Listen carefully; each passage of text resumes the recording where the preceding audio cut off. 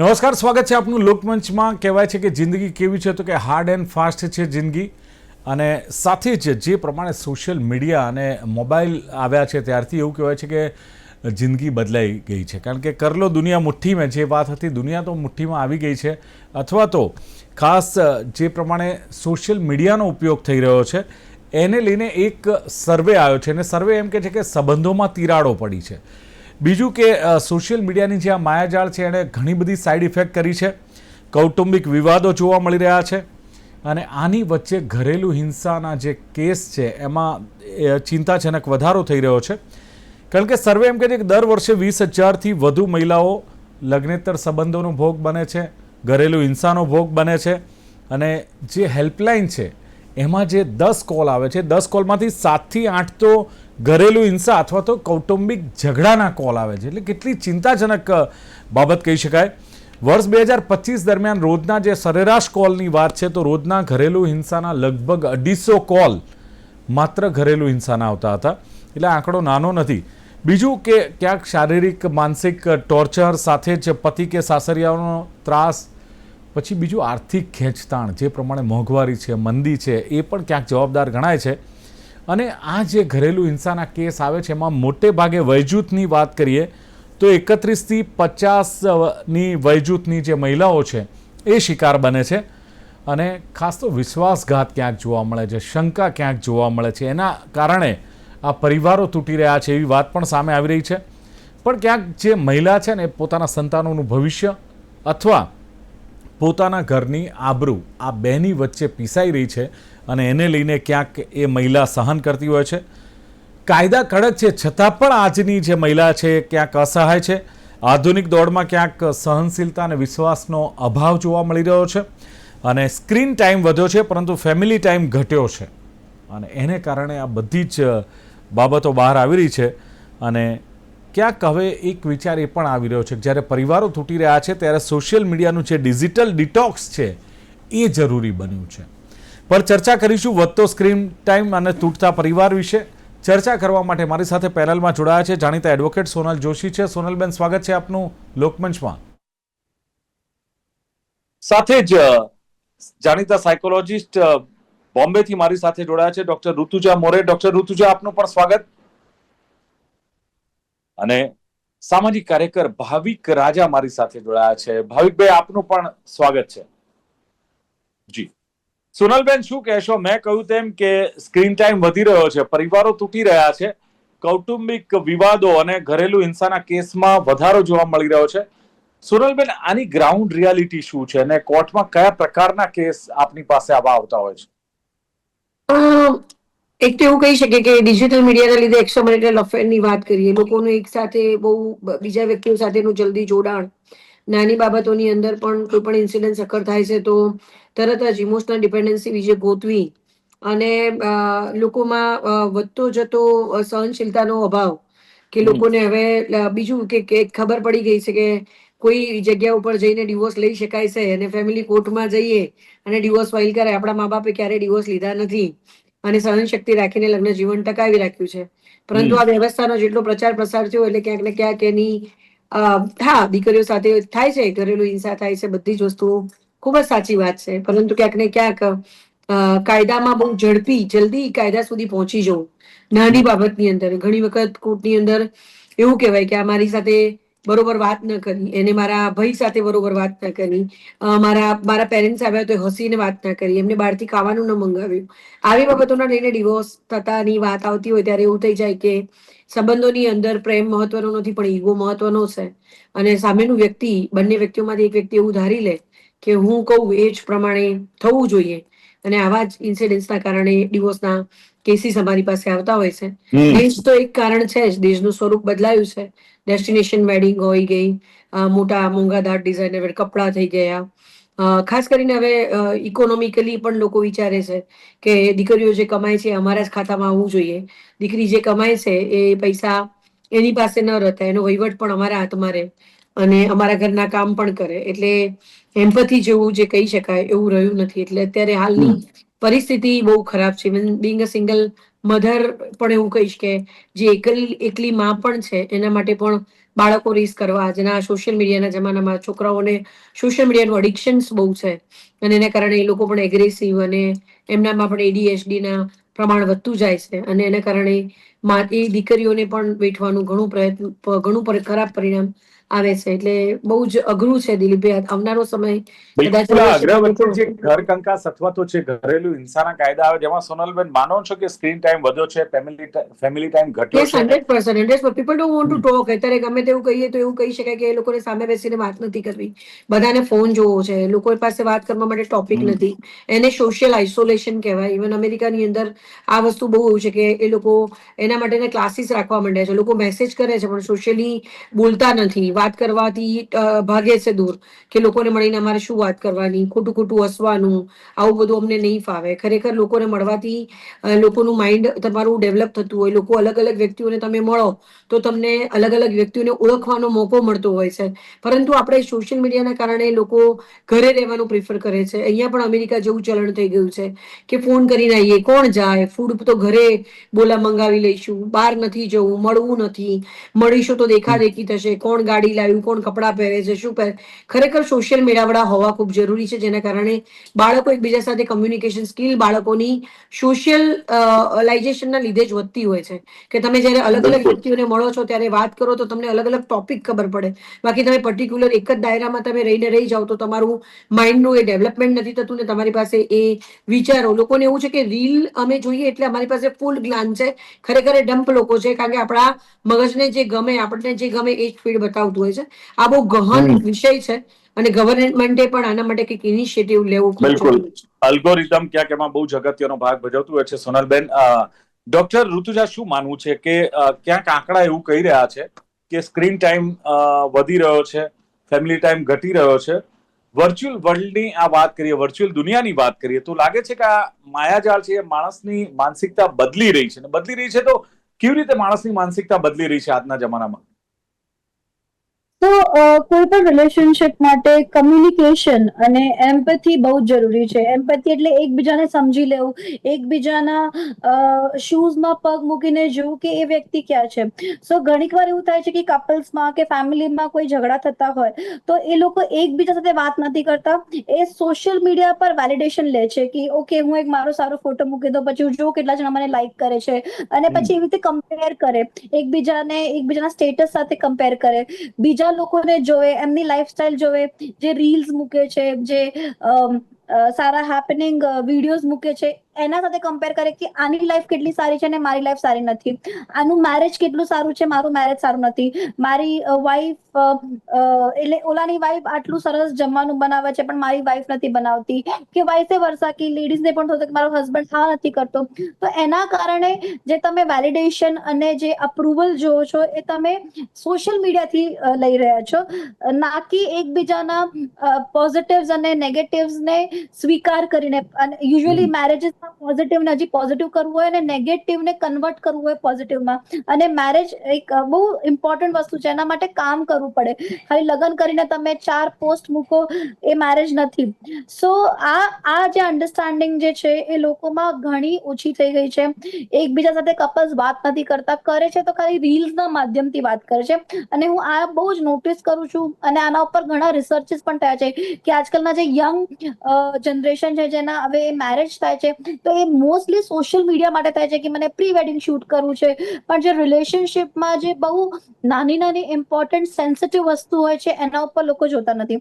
અને એના માટે હું પણ કહીશ કે બીકોઝ ઓફ દેટ ઘણીક વાર જે એક એક્સેપ્ટન્સ આવવું જોઈએ કે એક લેડીને કેવી રીતે એક્સેપ્ટ કરવી જોઈએ ફેમિલીમાં, એ આવતું નથી. આજકાલ ઇવન થોડોક જમાનો ઇમ્પ્રુવ પણ થાય છે કે જે લેડીઝને ફ્રીડમ મળવું જોઈએ, કે જે લેડીઝને એમનો હક છે, જેવી રીતે જીવવું હોય એવી રીતે જીવવાનો હક છે. પણ એ ડોક્ટર પણ ઋતુજા, સામે પણ એક પરિવાર છે, પરિવારમાં સેટ થવાનું છે, સાસુ છે, સસરા છે અને માતા પિતા માનવાના છે.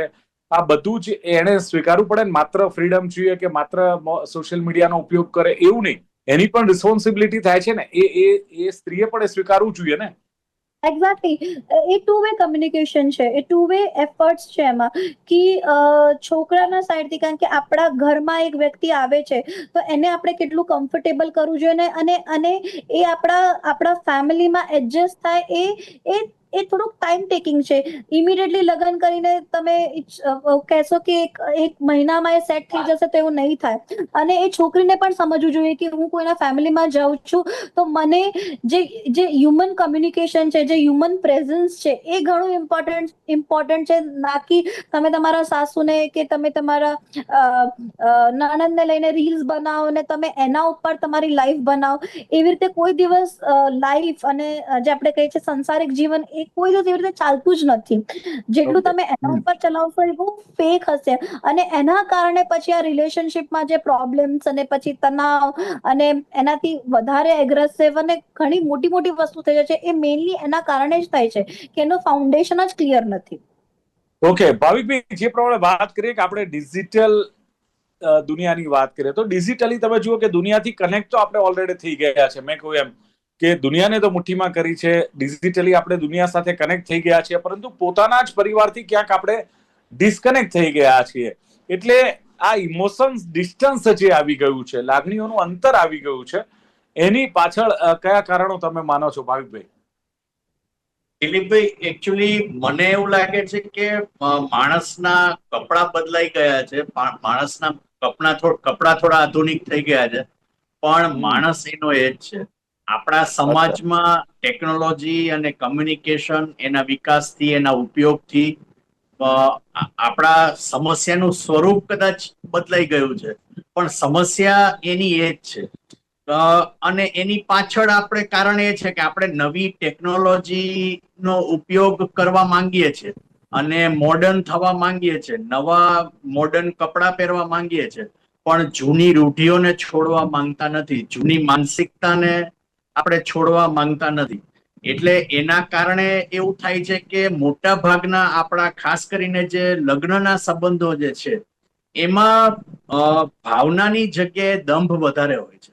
મોટા ભાગે આપણે તમે જુઓ કે લગ્નો જે થાય છે એ આપણે ક્યારે મોટા ભાગે ઇકોનોમિક જે સ્ટેટસ છે એને જોઈને થતા હોય છે, અને એના કારણે ઘણા બધા કોમ્પ્લિકેશન પણ ઉભા થતા હોય છે. સોશિયલ મીડિયા તો આજે એક એસ્કેપ મિકેનિઝમ છે. એટલે ઘરમાં બધા સાથે ઇમોશનલ બોન્ડ થતો નથી, અને કોઈની પાસે પોતાની વાત કહેવાતી નથી. એટલા માટે સોશિયલ મીડિયાનો એક સહારો લેવામાં આવે છે, જેથી કરીને એટલીસ્ટ ક્યાંક કોઈ કમ્યુનિકેશન થાય અને પોતાના પણ ભાવિકભાઈ, ઊંધું પણ માનવામાં આવે છે કે ક્યાંક કોઈ વાત કરનાર નથી, ક્યાંક કોઈ બેસનાર નથી, કોઈ વાત સાંભળનાર નથી, એટલે સોશિયલ મીડિયાનો ઉપયોગ કરવામાં આવે છે. એક્ઝેક્ટલી હું એ જ કહી રહ્યો છું કે એટલે એ તો છે જ. એટલે એના કારણે જે છે, કારણ કે ઘરમાં જે છે ઇમોશનલ રિલેશનશિપ નથી, એ ક્યાંક ને ક્યાંક એક પ્રકારની સમજૂતી છે, એક પ્રકારનો શું કહેવાય કરાર છે, અને એના કારણે શું થાય છે કે ઇમોશનલ બોન્ડ બનતો નથી, અને ઇમોશનલ બોન્ડ ના બનવાના કારણે વસ્તુ એ થાય છે કે આ સોશિયલ મીડિયાનો સહારો લેવામાં આવે છે, અને એમાં પણ છેલ્લે પુરુષ પ્રધાન માનસિકતા તો કામ કરે છે કે માન લો કે છોકરા તો ગમે તે પ્રકારની રીલ બનાવે કે ગમે તે પ્રકારનું પોસ્ટ કરે અથવા તો ગમે તે પ્રકારનું સોશિયલ મીડિયામાં જુએ, પણ એ બાબતે છોકરીઓની બાબતમાં ઘણું બધું રિસ્ટ્રિક્શન છે, અથવા તો રિસ્ટ્રિક્શન ના હોય તો એના પર શંકા સેવાય છે. એ પ્રકારની માનસિકતા જે છે. એટલે આમ જોવા જાવ તો જેમ મેં કીધું કે આપણે મોડર્ન થઈ ગયા છે, પણ આપણી સમસ્યાઓ તો ખાલી મોડર્ન સ્વરૂપ લીધું છે, સમસ્યાઓ એની એ જ છે. ઓકે સોનલબેન, ક્યાંક જે સ્ત્રીઓ છે ને શારીરિક ને માનસિક ત્રાસ સહન કરતી હોય છે, પુરુષ પ્રધાનની પણ વાત આવી, પરંતુ જ્યારે સ્ત્રીઓની વાત ચાલી રહી છે ત્યારે આ તો આંકડા આવ્યા છે. જે નથી આવ્યા એની વાત કરીએ તો શું લાગે છે કે ખાસ તો સંતાનોનું ભવિષ્ય, ઘરની આબરૂ, આ બધો જ વિચાર જ્યારે સ્ત્રી કરતી હોય છે ત્યારે આ બધો જ માનસિક અને શારીરિક ત્રાસ આ સ્ત્રીઓ સહન કરતી હોય છે. આ માનસિકતામાંથી સ્ત્રીઓને બહાર કાઢવી હોય તો કેવી રીતે કાઢી શકાય, અથવા કેવી રીતે એ સ્ત્રીને સક્ષમ કરી શકાય સોનલબેન? બહુ ડિફિકલ્ટ થઈ ગયું છે દિલીપભાઈ. કદાચ એવું કહીશ કે માં તરીકે એની પરિસ્થિતિ બહુ ગંભીર હોય છે. જ્યારે પુરુષ છે પિતા તરીકે જે પ્રેમ અને લાગણી એને મળી હોય એ પછી એને ત્રણેય પુરુષો અથવા તો 4 પુરુષો જીવનમાં બહુ મહત્વના હોય છે. કારણ કે 2 બાળકો હોય અથવા તો પિતા અને ભાઈ અને પતિ. હવે પતિ આવે છે તો પતિ સાથેનું એનું બોન્ડિંગ હોય. પતિ જયારે એક્સ્ટ્રા મેરિટલ અફેર કરીને એ છૂટી જાય અને ડોમેસ્ટિક વાયલન્સ એ પણ મારતો હોય, સાથે બાળકો હોય. બાળકો હોય એટલે એ વિચાર કરે કે હું બાળકો માટે સહન કરું, મારા બાળકને હું ક્યાં મૂકી જઈશ, બાળકને મૂકી દઈશ અને એ વ્યક્તિ એને મારશે તો. કારણ કે ઘણી વખત એવું હોય કે બહુ જ હાઈપર વ્યક્તિઓ હોય, એક્સ્ટ્રા મેરિટલ અફેર પણ હોય ને બાળકોને મારતા પણ હોય. ઘણા એવા પણ મેં ડિવોર્સ જોયા છે કે જેમાં બાળકોને મારતા હોય ને પત્નીને બી મારતા હોય, એના કારણે ડિવોર્સ થયા હોય. અને એટલી ગંદી પરિસ્થિતિ હોય કે સિંગલ મધર તરીકે રેસ કરો અને પછી એ બાળકો પણ માને મારતા હોય અને માની પરિસ્થિતિ એવી હોય કે એને રોડ ઉપર રહેવાનો વારો આવે. એટલે આ બધી સિચ્યુએશન્સ ની અંદર સ્ત્રી માટે ઇમોશનલી ડિપેન્ડન્સી પુરુષમાં ગોતવી એ સ્ત્રીની ભૂલ છે. સ્ત્રીએ પોતાના માટે વિચારવું જોઈએ, સેલ્ફિશ બનીને જીવવું જોઈએ, નવી જિંદગી છે એ પણ કરવું. અમારી પાસે ઢગલો કેસીસ સિંગલ મધર ના આવતા હશે કે જે એવું કહે છે કે મેં બાળકો માટે આ કર્યું અને બાળકો એવું કહી દે છે કે જેની પાસે સૌથી વધારે પૈસો હું જ હતી. ગઈકાલે મારી પાસે એક કેસ આવ્યો છે, 19 વર્ષની દીકરી છે, એવું કહે છે કે મારા પિતા પાસે બંગલો છે, હું ત્યાં કમ્ફર્ટ ઝોનમાં છું, તો હું તો ત્યાં એ મને રાખશે તો હું તો જતી પણ રહું. એટલે ક્યાંક ને ક્યાંક પૈસા ને સંબંધોમાં નેવે મૂકે. જે માએ પોતાની દીકરી માટે ઘર છોડ્યું એને માટે અલગ રહી, એ પોતે અત્યારે આટલું સરસ ભણેલી ગણેલી પ્રોફેસર દીકરી છે, આજે એ પોતે જયારે આ પરિસ્થિતિમાં, એટલે એમને એમ થાય કે આ જ બાળક જેના માટે મેં દુનિયા છોડીને, એ જ બાળક જયારે એમને એમ કે મારે તારી સાથે નથી રહેવું, મારા પપ્પા મને મિલકત આપશે, એ મને કેનેડા મોકલાવશે, હું જતો રહું. એટલે સંબંધોની અંદર પૈસો બહુ ઇમ્પોર્ટન્ટ થઈ ગયો છે.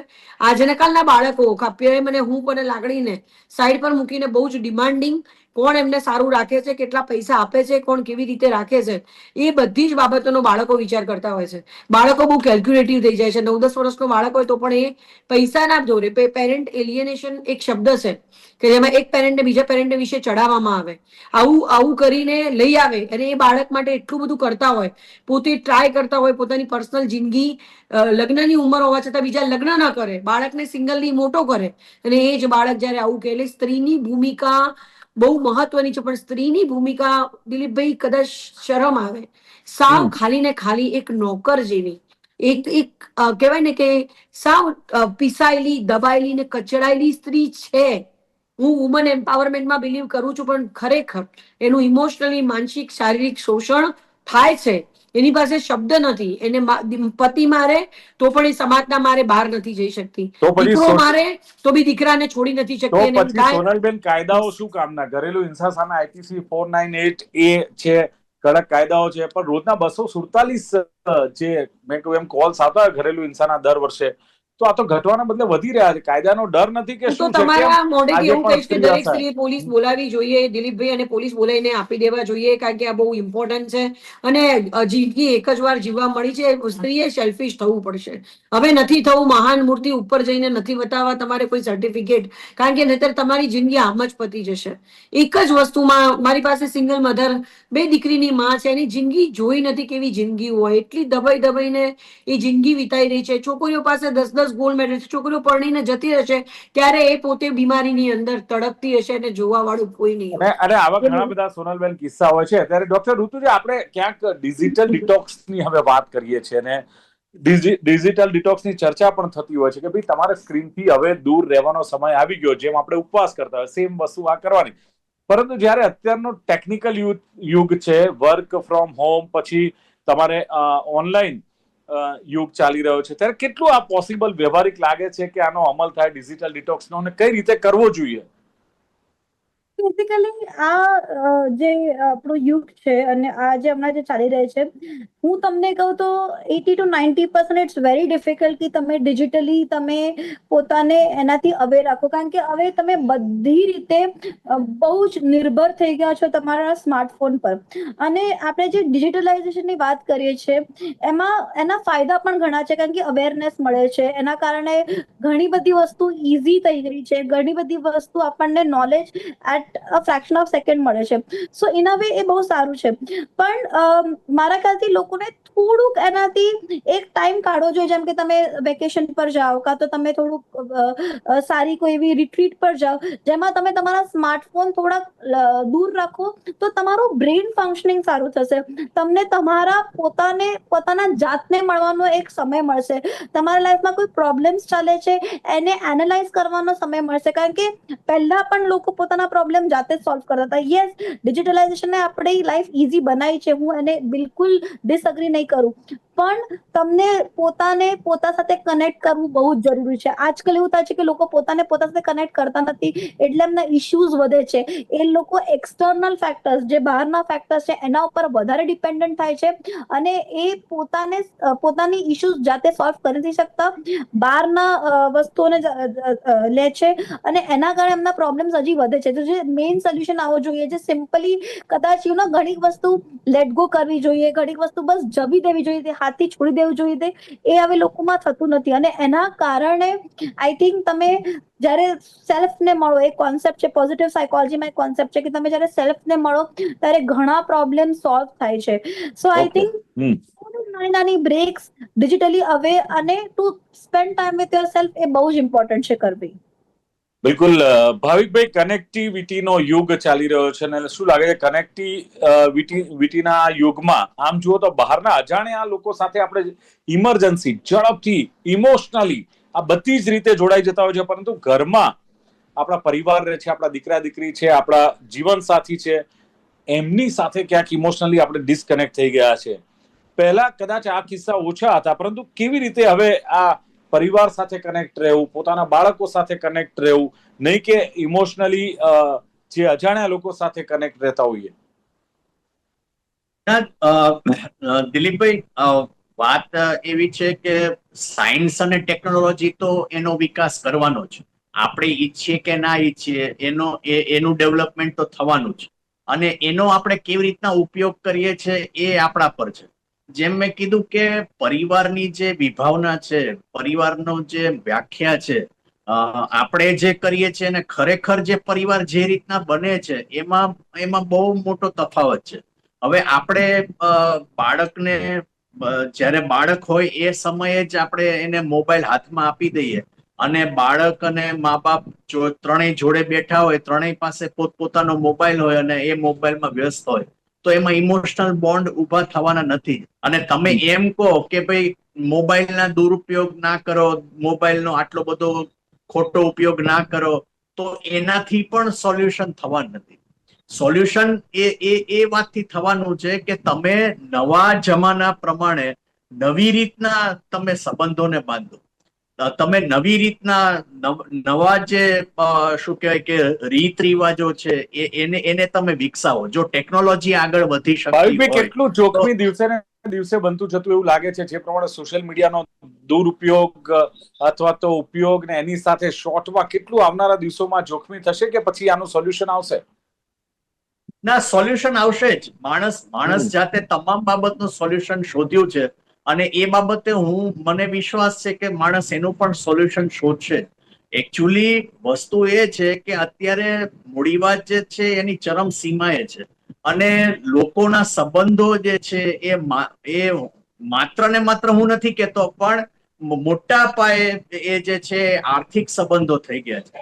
અને એના કારણે વસ્તુ એ થાય છે કે ઇમોશનલ બોન્ડ આપણે એ હોતા નથી. અને ઇવન બહારના લોકો પાસે આપણે કહીએ છીએ કે ઇમોશનલ બોન્ડ, એવા કોઈ ઇમોશનલ બોન્ડ હોતા નથી. એ ખાલી એક શું કહેવાય ટાઈમ પાસ ગણો, અથવા તો પોતાનો જે એસ્કેપ મિકેનિઝમ જે મેં કીધું એ પ્રકારનું એ હોય છે. બાકી એઝ સચ ઇમોશનલ બોન્ડ જેને કહેવાય એવા ઇમોશનલ બોન્ડ નથી. અને જે બાળકો જે છે, બાળકોને આપણે બાળપણથી જ મોબાઈલ હાથમાં આપીએ છીએ. બાળકોને બાળપણથી જ કહે છે કે ભાઈ તું તારું કર, બીજાનું ના જો, અને એ રીતના એને સ્વાર્થી બનાવીએ છીએ. તો પછી મોટા થઈને જો બાળકો સ્વાર્થી થાય તો કોનો વાંક આપણે કાઢીએ?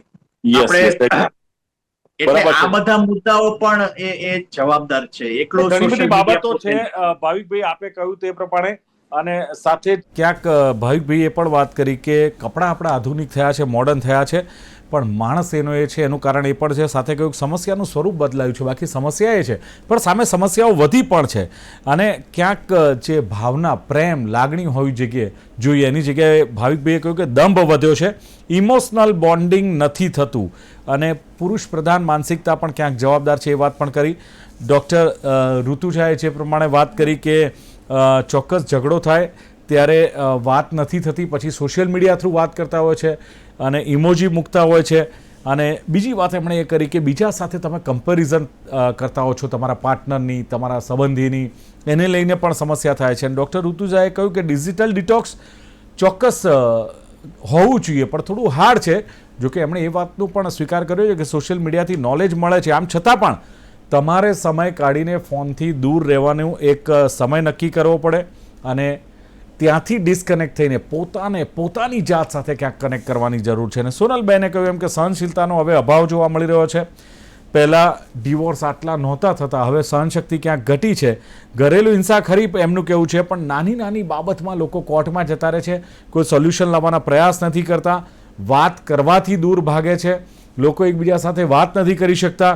એટલે એમણે કહ્યું કે સોશિયલ જે મેળાવડા છે એ ક્યાંક વધારવા જોઈએ અને ક્યાંક કોમ્યુનિકેશન ગેપ છે એને ક્યાંક પૂરવાની જરૂર છે. આ બધાની વચ્ચે હવે ચર્ચાનું સમાપન કરીએ છીએ અને ચર્ચામાં જોડાવા બદલ સોનલ જોશી, ડૉક્ટર ઋતુજા મોરે, ભાવિક રાજ આ ત્રણેય જોડાયા. ખૂબ ખૂબ આભાર. Thank you very much. Thank you. તો દર્શક મિત્રો, લોકમંચ કાર્યક્રમમાં હતી આજની વાત. ખાસ સોશિયલ મીડિયાનો જે પ્રમાણે ઉપયોગ થઈ રહ્યો છે અને જે પ્રમાણે સંબંધોમાં કડવાશ આવી રહ્યા છે, લોકો સાથે આપણે સોશિયલ મીડિયા થ્રુ કનેક્ટ થઈ રહ્યા છે પણ સંબંધોને પરિવાર સાથે ડિસ્કનેક્ટ થઈ રહ્યા છે. ફરી મળીશું. જોતા રહો ગુજરાત ન્યૂઝ. નમસ્કાર.